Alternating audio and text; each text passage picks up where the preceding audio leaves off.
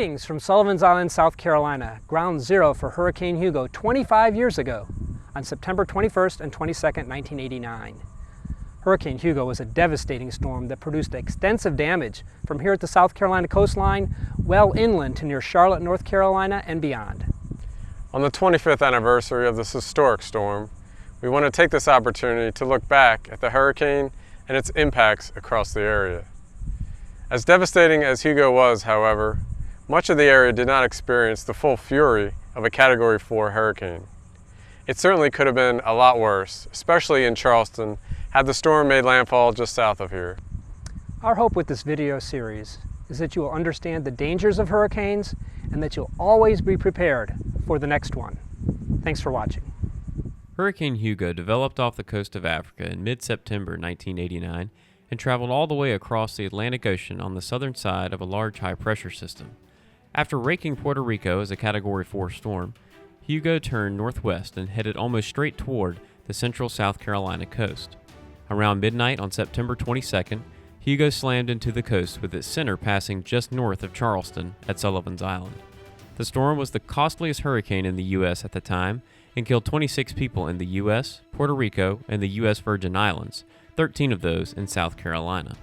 Even though sustained winds were estimated to be 135 to 140 miles per hour near Charleston, the main hazard was the storm surge, which caused storm tides around 20 feet above mean sea level near Bulls Bay, the highest ever recorded along the U.S. East Coast, and around 10 feet in downtown Charleston.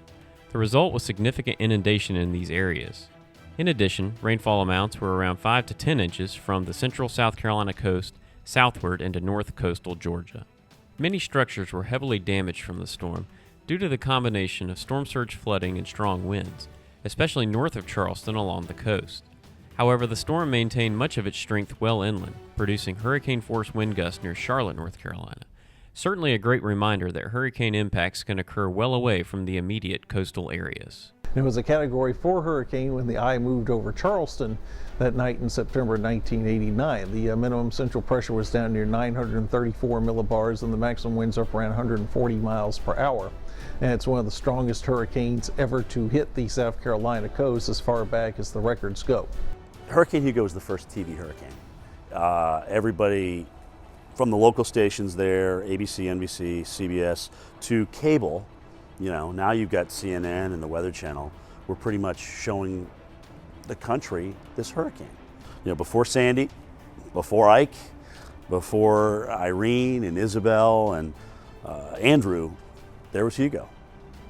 Hugo was the first one of the many catastrophic hurricanes we've had in the last couple of decades. It was a sound. The sound of wind at that speed was like a freight train, coming along. Even if you weren't here when Hugo hit, you had to have seen the pictures of Hugo no matter where you lived.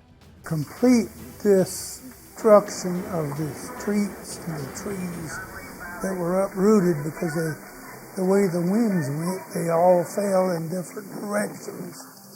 It knocked down on the side of the highways all of the trees and the light poles and everything else. It was total destruction. I looked out the window and the big, giant, huge billboard that was up there was completely flattened. Yes, it was a Category 4.